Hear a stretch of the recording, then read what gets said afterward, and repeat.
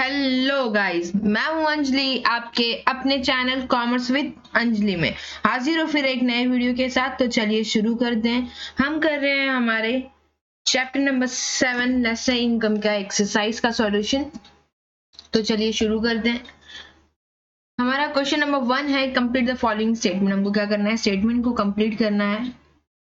तो क्वेश्चन को रीड करेंगे। सबसे पहला है while estimating national income we include only value of final goods and services in order to avoid double counting. ठीक है, ये ऑप्शन हमारा करेक्ट है। नेक्स्ट है NDP is obtain by. NDP क्या है, नेट डोमेस्टिक प्रोडक्ट। ये कब ऑब्टेन होता है, जब हम क्या करते हैं, डेप्रिसिएशन को लेस करते हैं जीडीपी में से। ठीक है। नेक्स्ट है हमारा in India national income is estimated using combination of. हम जो हमारा नेशनल इनकम है उसको कैसे एस्टिमेट करते हैं, यानी कैसे कैलकुलेट करते हैं, तो आउटपुट और इनकम मेथड से हम क्या करते हैं, निकालते हैं। ठीक है, इंडिया में बाकी उसके 3 मेथड है, output method, income method, expenditure method. लेकिन इंडिया में आउटपुट और इनकम मेथड से हम क्या करते हैं, हमारा नेशनल इनकम को कैलकुलेट करते हैं। नेक्स्ट है हमारा जीडीपी का, जो इसको पूरा करना है, मतलब सी प्लस आई प्लस जी प्लस एक्सपोर्ट माइनस इम्पोर्ट हमारा क्या होगा, जीडीपी है। वैसे ही जीएनपी क्या है, सी प्लस आई प्लस जी, यानी आउटपुट मेथड, प्रोडक्ट मेथड और इन्वेंट्री मेथड। इनकम मेथड क्या है, factor cost method. Theoretical difficulty में transfer of payment, valuation of inventories क्या है, प्रैक्टिकल डिफिकल्टीज। ठीक है। Question number 3 identify the incorrect pair. हमको क्या करना है, इनकरेक्ट पेयर चूज करना है। तो नेशनल इनकम कमिटी 1949 में हुआ था, financial year 1 April to 31 March को हुआ था। Correct. Income method, national income method का national income equal to rent plus wages plus interest plus profit plus mixed income plus net income from abroad. ठीक है, ये क्या हो गया हमारा income method minus national income का फॉर्मूला। ये भी करेक्ट। एक्सपेंडिचर मेथड है national income equal to rent wages plus interest profit. तो हमारा जो ये डी है वो क्या है, रॉन्ग पेयर है। ठीक है। क्वेश्चन नंबर 4 है identify and explain the following concept. को क्या करना है, सेंटेंस को पढ़ना है और उसके हिसाब से हमको क्या करना है, कंसेप्ट को आइडेंटिफाई करना है और फिर वो क्या है उसके बारे में बताओ, यानी नामकरण करो फिर उसके बारे में बताओ। तो चलिए शुरू करते हैं। पहला है हमारा क्वेश्चन में, Vrinda receive monthly pension of ₹5,000 from the state government. State government से पेंशन मिलता है, ये क्या है, ट्रांसफर पेमेंट। ठीक है, ये पार्ट ऑफ पेंशन क्या है, ट्रांसफर पेमेंट। देख रहे हो एग्जाम्पल में पेंशन है, स्कॉलरशिप है, ग्रांट्स है, अनएम्प्लॉयमेंट अलाउंस है, ये सब है। ट्रांसफर पेमेंट क्या होता है, one way payment of money for which no money good और services is received in exchange. मतलब इसके बदले में ये क्या होता है, वन वे पेमेंट होता है। इसके बदले में ना मनी ना कोई गुड्स कोई सर्विस कुछ नहीं करना होता। ये क्या होता है, government use transfer payment as a mean income of redistribution. ठीक है। नेक्स्ट है हमारा, Viru kept aside 100 kgs out of 500 kgs of wheat produced in his farm for his family। ये क्या है, पर्सनल कंजम्पशन है। क्या कर रहा है, उसका 500 का तो हुआ खेती में, मतलब गेहूं, और उसने 100 किलो अपने लिए रखा और बचा हुआ जो 400 किलो है उसको सोल आउट किया। अब देखते हैं ये क्या है, सेल्फ कंजम्पशन। सेल्फ कंजम्पशन क्या होता है, हम क्या करते हैं कि जो भी हमारा प्रोडक्शन हुआ है उसमें से क्या करना है, the part of total production, मतलब क्या, छोटा सा पार्ट उसमें से क्या कर लेना, अपने कंजम्पशन के लिए रख लेना। Which producer uses for his own consumption, this part is not supplied in the market. ये क्या होता है, सप्लाई नहीं होता, ये पर्सनल कंजम्पशन के लिए रखा जाता है। तो सिर्फ क्या हुआ, अब देखो हुआ तो प्रोडक्शन 500 का, लेकिन क्या हो रहा है, 400 ही सेल आउट हो रहा है, 100 वो अपने पर्सनल कंजम्पशन के लिए रख रहा है। ठीक है। नेक्स्ट है Sheetal purchase wheat flour for her bakery from the flour में। क्या कर रही है, वो अपनी बेकरी के लिए फ्लोर खरीद रही है। ठीक है, मिल में से। तो ये क्या है, बेकरी में, मतलब क्या, वो बेकरी में यूज करने वाली है। तो ये क्या हो गया, इंटरमीडिएट गुड्स हो गया। ठीक है, जिसका मतलब होता है refers to goods purchase by the producer to be used in the production of their final goods. मतलब क्या, ऐसे गुड्स को खरीदना जो यूज होने वाला है उसके प्रोडक्शन में, मतलब क्या होने वाला है, उसको वापस से खरीदेंगे कहीं से और फिर उसको जाके क्या करेंगे, प्रोड्यूस करेंगे और उससे अपना प्रोडक्शन तैयार करेंगे, फाइनल गुड्स तैयार करेंगे। ठीक है, नेक्स्ट है हमारा Soba collect data regarding the money value of all final goods and services produce in the country for the financial year 2018-2019। 2018 और 19 का वो जितना भी फाइनल गुड्स है उसका क्या कर रही है, डेटा कलेक्ट कर रही है। मतलब क्या कर रही है, नेशनल इनकम का डेटा कलेक्ट कर रही है। तो ये नेशनल इनकम मतलब क्या होता है, money valued of all goods and services produce in the country during the given time of period. मतलब जितने भी फाइनल गुड्स होंगे उसका भी अगर डेटा निकाल रहे हैं तो वो क्या है, मेरा national income.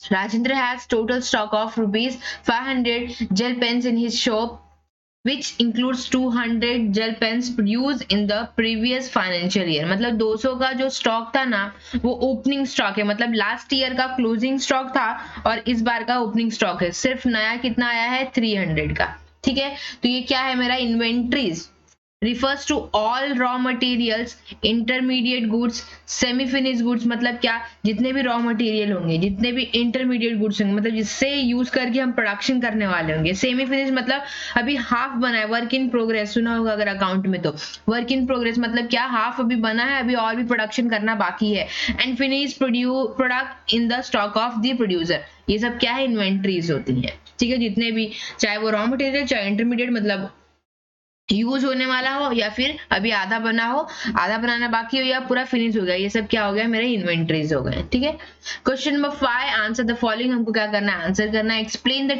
To sector model of circular flow of national income. Two model क्या होता है, आपने अगर देखा होगा, अगर आपने अब तक नहीं देखा तो आप जाके यहाँ पे आई बटन पे क्लिक करके हमारे नेशनल इनकम चैप्टर को देख सकते हैं, जिसमें अच्छे से एक्सप्लेन किया हुआ है। Circular flow of income is a basic concept in micro economy. क्या है सर्कुलर फ्लो, मतलब क्या है, ये इनकम का क्या है, बेसिक कंसेप्ट है, जिसमें कैसा होता है, पता चलता है कि सोर्स ऑफ इनकम क्या है। तो circular flow of income refers to the process where by an economic money receipt and payment. हमको क्या करना है, रिसिप्ट और payment flow in a circular manner continuously through time.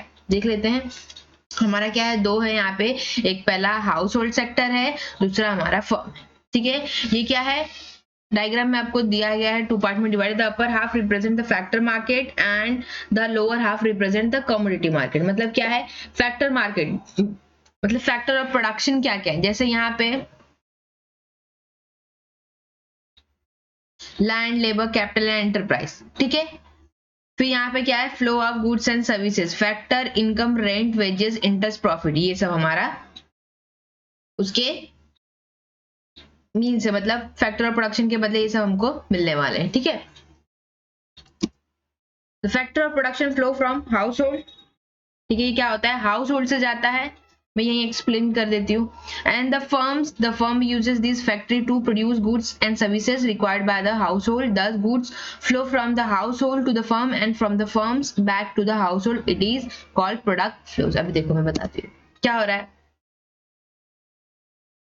House hold से क्या होता है, लैंड, लेबर, कैपिटल, एंटरप्रेन्योर का होते हैं, इन्वेस्ट होते हैं फर्म में, ये काम करते हैं। तो क्या होता है, फिर इनको बदले में फिर यहाँ से काम करेंगे तो क्या होगा, flow of goods and services होगा। फिर यही क्या होगा, हाउस होल्ड के पास जाएगा, ये परचेस करेंगे। ठीक है, फिर इनकम जनरेट होगी तो क्या होगा, consumption expenditure on goods and services ये लोग करेंगे। ठीक है, अब इनको यहाँ से इनकम मिल जाएगी तो क्या करेंगे, अपना कंजम्पशन को शेयर करेंगे ना गुड्स एंड सर्विसेज खरीदने के लिए। फिर क्या होगा, यही गुड्स एंड सर्विसेज जब फर्म को मिलेगा उसके बदले में मनी मिलने वाला है। ठीक है, तो ये मनी के बदले ये लोग क्या करेंगे, इनकम पे करेंगे, मतलब लैंड पे रेंट, फिर लेबर को वेजेस, कैपिटल को इंटरेस्ट, एंटरप्राइज को प्रॉफिट। तो ऐसे करके क्या होने वाला है, ये फ्लो होता रहता है। अगर और डिटेल पे जानना है तो आप जाके चैनल पे देख सकते हैं। ठीक है, नेक्स्ट है हमारा explain the importance of national income. National income का क्या है, इंपॉर्टेंस बताना है। इकोनॉमी के लिए सबसे ज्यादा इंपॉर्टेंट किस लिए, क्योंकि ये क्या करता है, हमको बताता है एक क्या सोशल अकाउंट पर्पज पे, tells us how the aggregates of Nations income बताता है, आउटपुट बताता है कितना आउटपुट हुआ, product result from the income of different individuals, products of industries and transaction of international trade।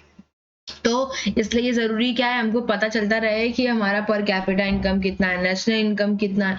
तो ये क्या है, नेशनल इनकम जरूरी है। नेशनल पॉलिसीज के लिए भी जरूरी है, जब भी हम कोई मतलब चीज फ्रेम कर रहे हैं, बजट डिसाइड कर रहे हैं, तो हमको पता होना चाहिए हमारा नेशनल इनकम कितना है, तो उसके हिसाब से हम क्या करेंगे, अपना बजट डिसाइड करेंगे। तो ये पॉलिसीज के लिए भी क्या है, हेल्पफुल है। इकोनॉमिक प्लानिंग के लिए भी हमको क्या करना है, आउटपुट, सेविंग, इन्वेस्टमेंट, फिर कंजम्पशन, ये सब जब ऑप्टेन करना है तो हमको क्या करना पड़ता है, हमको नेशनल इनकम को कैलकुलेट करना पड़ता है। इकोनॉमिक रिसर्च के लिए भी ये हेल्पफुल है। They make use of various data of the countries input, output, income, savings, consumption, investment and employment. ये सब का क्या होता है, सोशल अकाउंट के हिसाब से जरूरी है। ठीक है, comparison of standard of living compare करने के लिए भी ये भी पता करता है कि क्या है, नेशनल इनकम को क्या बताता है कि पर कैपिटा इनकम कितना होगा, और पर कैपिटा इनकम से हमको ये पता चलता है स्टैंडर्ड ऑफ लिविंग कितनी है एक पीपल से दूसरे पीपल की। ठीक है, डिस्ट्रीब्यूशन ऑफ इनकम भी पता चलता है। नेशनल इनकम है तो हम क्या करेंगे, पर कैपिटा आसानी से निकाल सकते हैं, तो उससे भी पता चलता है कि हमारा इनकम का डिस्ट्रीब्यूशन कैसे कैसे है। ठीक है, नेक्स्ट क्वेश्चन है हमारा, explain the feature of national income. को क्या करना है, फीचर एक्सप्लेन करना है। पहला है हमारा मैक्रो इकोनॉमिक कंसेप्ट। ठीक है, ये क्या है, मैक्रो इकोनॉमी का कंसेप्ट नेशनल इनकम का। आपने देखा होगा ऑलरेडी जब हम मैक्रो इकोनॉमी का चैप्टर कर रहे थे, उसमें सिर्फ और सिर्फ आपको नेशनल इनकम हर जगह दिख रहा होगा। तो ये कंसेप्ट किसका है, नेशनल इनकम, माइक्रो इकोनॉमिक का। Macro, value of only final goods and services में क्या होता है, सिर्फ जो भी फाइनल गुड्स हो गए, ना कि इंटरमीडिएट गुड्स जो यूज होने वाले, ना semi finish goods, work in progress, ये सब का नहीं, जो फाइनल बन गया उसका जब प्राइस होना है, मार्केट में जाने वाला है, तो वैसे ही मार्केट का, वैसे ही गुड्स का क्या होता है, वैल्यूएशन होता है। नेट एग्रीगेट वैल्यू हमको बताता है, नेशनल इनकम क्या होता है, हमको बताता है डेप्रिसिएशन कॉस्ट उसके अंदर इंक्लूड रहता है, उसको माइनस करने के बाद जो भी नेट आएगा वो हमको बताता है। Wear and tear of capital asset, वो सब माइनस करने के बाद, मतलब जो भी असेट में उसको बनाने का, फिर उसको मेंटेन करने का जो खर्चा है वो सब निकाल के, जो भी उसका डेप्रिसिएशन सब निकाल के जो उसका नेट वैल्यू आता है वो हमको बताता है। नेट इनकम फ्रॉम अब्रॉड, जो भी अब्रॉड से नेट इनकम आया है वो भी बताता है हमको, इसलिए ये भी इंपॉर्टेंट है। Financial year, national income is always expressed with reference to time period. In India it is from 1 April to 31 March, ये तो आप लोग को पता ही होगा। फाइनेंशियल ईयर के लिए भी फ्लो कंसेप्ट, नेशनल इनकम क्या है, फ्लो कंसेप्ट है। क्या होता है, shows flow of goods and services produce in the economy during a year. ये क्या बताता है कि कितना गुड्स और सर्विस फ्लो हुआ पर्टिकुलर फाइनेंशियल ईयर में, उसके बारे में। मनी वैल्यू है हमारा, national income is always expressed in monetary terms, it represents only those goods and services which are exchange for money. ठीक है, ये सिर्फ उसी को करता है जो मनी के बदले एक्सचेंज हुई है, फ्री में है। ठीक है, नेक्स्ट क्वेश्चन है हमारा, question number 4, explain the concept of green GNP. हमको क्या करना है, ग्रीन जीएनपी के बारे में बताना है। जीएनपी हमारा है क्या, is an indicator of sustainable use of natural environment and equitable distribution of benefit of development. Gross national product, ठीक है, does not take into consideration the cost in terms of environment pollution. Green GNP क्या होता है, जो हमारा gross national product है वो अपने अंदर ये नहीं बताता कि कितना वेस्ट हुआ, कितना पोल्यूशन हुआ, जितना भी प्रोडक्शन करने में, ठीक है, प्रोडक्शन करने में जितना क्या होगा, कितना पोल्यूशन हो रहा है, कितना वेस्टेज हो रहा है, ये सब हमको नहीं बताता। तो इसलिए ग्रीन जीएनपी का कंसेप्ट है। इन्वायरमेंट पोल्यूशन, फिर डिप्लेशन ऑफ नेचुरल रिसोर्सेज, कितना नेचुरल रिसोर्स मतलब यूज हुआ, cause by production of output, मतलब जितना भी प्रोडक्शन होने में कितना डिप्लेशन, कितना यूज हुआ। ठीक है, मेरा increase in GNP will not reflect improvement in quality of life. अगर मेरा जीएनपी इंक्रीज भी हो जा रहा है तो भी हमारी क्वालिटी ऑफ लाइफ नहीं मिल पाएगी। इट इंक्रीज इन्वायरमेंट पोल्यूशन और reduce available resources for future generation. Future अब ऐसा हो रहा है कि जितने भी नेचुरल रिसोर्स यूज कर लो और बहुत सारा जीएनपी, मतलब हमारा प्रोडक्शन बहुत ज्यादा कर दो, तो ऐसा भी नहीं कर सकते, उसको भी क्या करना है, मेंटेन करना है। इसी को क्या बोलते हैं, ग्रीन जीएनपी बोलते हैं। ठीक है, ये क्या होता है, ऐसे प्रोडक्शन करना जिससे कम से कम नेचुरल रिसोर्स वेस्ट हो और कम से कम पॉल्यूशन हो, यही हमारा ग्रीन जीएनपी का कंसेप्ट है। ठीक है, जैसे यहाँ पे फीचर बता दिए हैं कुछ कैरेक्टरिस्टिक ऑफ ग्रीन जीएनपी, जैसे sustainable economic development, that is development which should not cause environmental degradation, मतलब उससे कोई भी इन्वायरमेंट का डिग्रेडेशन यानी कोई भी पोल्यूशन या फिर कोई भी हार्मफुल नहीं होना चाहिए। ठीक है, equitable distribution of benefit of its development, जैसे जैसे मतलब डेवलपमेंट भी अच्छा होना चाहिए और वेस्टेज भी कम से कम हो। Promotes economic welfare for a long period of time. Measurement green GNP क्या होता है, GNP minus net fall in stock of natural capital plus pollution load, ये हमारा क्या है, जीएनपी का फॉर्मूला। ठीक है, Question number 6 है, state with the reason whether you are agree or disagree with the following statements. There are many theoretical difficulties in the measurement of national income. National income measure करने में बहुत सारी theoretical difficulties हैं भाई, agree करते हैं हम इससे. Transfer payment मतलब जितने भी ये पेंशन हो गए, ये सब हो गए, तो ये क्या है? Individual get pension, unemployment allowance, etc. But whether these transfer payments should be included in a national income or not, ये सब क्या है? ये एक प्रॉब्लम है. कैसे कि ट्रांसफर पेमेंट को भाई इससे तो मतलब इनकम जनरेट हो रही है, लेकिन एक तरफ से क्या हो रहा है, ये गवर्नमेंट का खर्चा है, तो उसको क्या करना है, इंक्लूड करना है कि नहीं करना है, एक ये भी प्रॉब्लम है. ठीक है, इलीगल इनकम जो होते हैं उन लोग बताते ही नहीं है, तो वो भी क्या हो जाता है, ब्लैक मनी में हो जाता है, स्मगलिंग, ये सब से जो भी आता है, तो ये सब भी नेशनल इनकम में इंक्लूड नहीं होता, लेकिन इनकम तो वो भी जनरेट होती है. अनपेड सर्विसेज, ऐसे सर्विसेज जिसके बदले कोई पे नहीं करता. However, there are number of unpaid service which are not accounted for in the calculation of national income. For example, service of housewives and service provides out of love, affection, mercy, sympathy. ये सब के हिसाब से जो भी services render की जाती है उसके बदले तो पेमेंट होती ही नहीं है, तो ये सब भी. ठीक है, प्रोडक्शन फॉर सेल्फ कंजम्पशन, अगर मैं प्रोडक्शन कर रही हूँ सेल्फ कंजम्पशन के लिए, तो उसको इंक्लूड करना है कि नहीं करना है. ठीक है, तो ये तो इंक्लूड नहीं होता है. इनकम ऑफ फॉरेन फर्म्स, जो फॉरेन फर्म्स है जैसे IMF होते हैं, income of foreign firm should be included in the national income of the country where the firm actually undertake the production work. हमको क्या करना चाहिए, जहां मतलब प्रोडक्शन हो रहा है उसी कंट्री का क्या होना चाहिए, फॉरेन फर्म इंक्लूड होना चाहिए. Valuation of government services, government services को क्या करना है, डालना है कि नहीं हमारे नेशनल इनकम में. Health services, etc. The calculation of these service at market price is difficult as the real value of this service is not known. Changing price level, difficulties in calculating national income also arise due to change in the price level. For example, when the price level rises, जब price बढ़ता है, the national income may show the increase even though the production may have decreased. क्या होता है, अगर price बढ़ गया है मतलब महंगाई आ गई, तो क्या होगा, भले उस प्रोडक्ट का पहले मतलब बनाने का खर्चा, पहले वो प्रोडक्ट 5 रुपए में बिकता था, अब 10 रुपए में बिक रहा है, तो क्या होगा, प्रोडक्शन इस साल कम हुआ है. सपोज प्रोडक्शन 100 ही हुआ है और यहाँ पे प्रोडक्शन 50 होता था, यहाँ भी 100 होता था, मतलब यहाँ पे सपोज 200 मान लेते हैं. ठीक है, तो भी कितना हो गया, 1000 दिख रहा है, तो भी यहाँ पे 1000 दिख रहा है.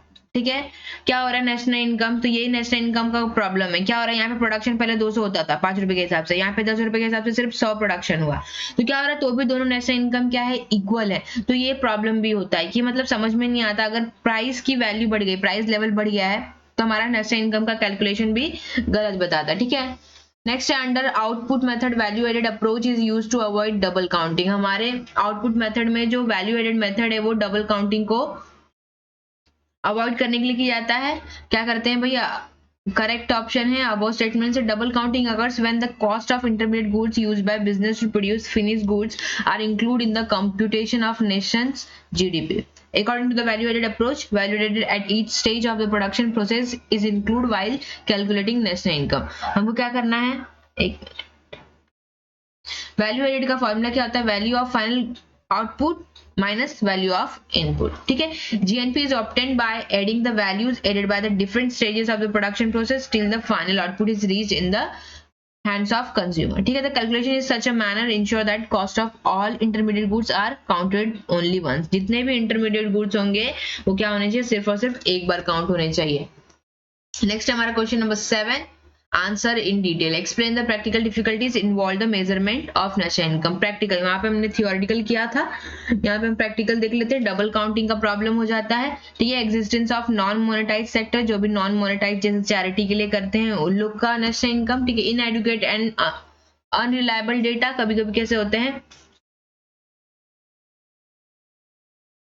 डेटाज ही नहीं होते हैं, प्रोडक्शन कितना हुआ, इनएडुकेट होता है, मतलब प्रॉपर नहीं होता है. Depreciation refers to wear and tear of capital asset due to their use in the process of production. There are no uniform, common or except standard rates of depreciation applicable to the various capital asset. Thus, it is difficult to make correct deduction from depreciation, हमारा where और टेयर का जो भी maintenance है वो कितना है exact नहीं रहता है तो उसमें भी डिफिकल्टीज होती है। कैपिटल गेन और लॉसेस, ठीक है, इलिटरेसी एंड इग्नोरेंस, बहुत सारे लोग कैसे होते हैं जो भी स्मॉल प्रोड्यूसर होते हैं वो लोग क्या करते हैं, मेंटेन नहीं करते हैं बराबर, लोग के पास इंफॉर्मेशन नहीं होता है कि कितना प्रोडक्शन हुआ, कितना क्वांटिटी क्या, तो उससे भी प्रॉब्लम होता है। Difficulties in the classification of working population, valuation of inventories कि उस जो भी इन्वेंट्रीज यूज्ड हुई हैं, raw material, intermediate, semi finish, उन लोग का प्रॉपर डेटा ना रहना, उन लोग का वैल्यूएशन नहीं रहना, तो ये भी क्या है, नेशनल इनकम में प्रॉब्लम आता है। सेकंड है हमारा explain the income method and expenditure method of measuring national income, हमको क्या करना है, इनकम मेथड और एक्सपेंडिचर मेथड को क्या करना है, एक्सप्लेन करना है। यहाँ है हमारा, this method is measuring national income is also known age factor cost method, इसको क्या बोलते हैं, फैक्टर कॉस्ट मेथड। नेशनल देखो इनकम मेजर, इनकम का जब भी बात आएगा तो हमारा फैक्टर ऑफ कॉस्ट आते हैं, जिसमें फैक्टर ऑफ प्रोडक्शन में हमारे लैंड, लेबर, कैपिटल, एंटरप्रेन्योर, फिर रेंट, वेजेस, ये सब रहता था।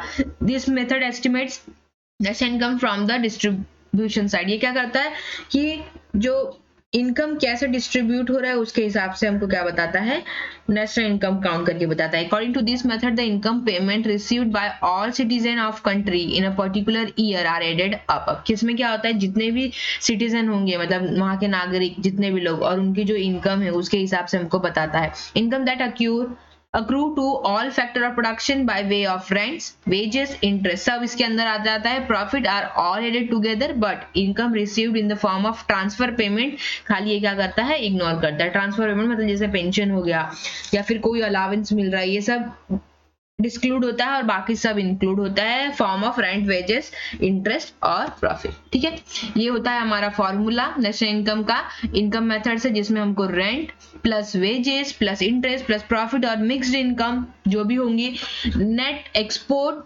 नेट रिसीव फ्रॉम अब्रोड, ये सब इंक्लूड होता है। ठीक है, हमारा नेक्स्ट है एक्सपेंडिचर मेथड, जिसमें एक्सपेंडिचर को कैलकुलेट करते हैं और उससे पता लगाते हैं कि भाई हमारा नेशनल इनकम कितना होता है। मतलब ये क्या है, आउटले मेथड इसको भी बोलते हैं। According to this method, the total expenditure incurred by the society production के लिए कितना खर्चा कर रहे हैं in a particular year is added together. Income can be spent either on consumer goods, on capital goods. ठीक है, दो एक्सपेंडिचर हो सकते हैं, या तो कंज्यूमर गुड्स पे खर्चे हो रहेंगे या तो फिर कैपिटल गुड्स पे खर्चा हो रहा होगा। Thus we can get national income by summing up all consumption, expenditure and investment expenditure made all individual firm as well as the government of country during a year. देखो यहाँ पे production कैसा, national income, consumption पे, investment पे, फिर government expenditure, फिर हमारा net export import वाला, फिर रिसिप्ट माइनस पेमेंट करने के बाद जो भी बच रहा है वो हमारा क्या है, नेशनल इनकम। ठीक है, जिसमें पहला है सी, प्राइवेट फाइनेंशियल कंजम्पशन एक्सपेंडिचर। ठीक है, प्राइवेट फाइनेंस कंजम्पशन क्या होता है, ये क्या होता है, house hold on non durable goods, जो भी नॉन ड्यूरेबल गुड्स पे जो भी खर्चा होता है वो, such as food which are used immediately, expenditure on durable goods such as car, computer, television, washing machine, ये सब। ठीक है, सब उस सी के अंदर आ जाता है। नेक्स्ट है हमारा gross domestic private investment expenditure, आय मतलब जितना भी एक्सपेंडिचर किया हमारे प्राइवेट बिजनेस और रिप्लेसमेंट, रिन्यूअल और न्यू इन्वेस्टमेंट पे, वो हमारा आय हो गया। ठीक है, नेक्स्ट है हमारा जी, तो government final consumption and investment expenditure, जो भी government final consumption expenditure refers to the expenditure incurred by government on various administrative service like law and order, ये सब पे जो भी खर्चा होता है, डिफेंस, एजुकेशन, हेल्थ, ये सब भी क्या होता है हमारा एक्सपेंडिचर मेथड में इंक्लूड होता है।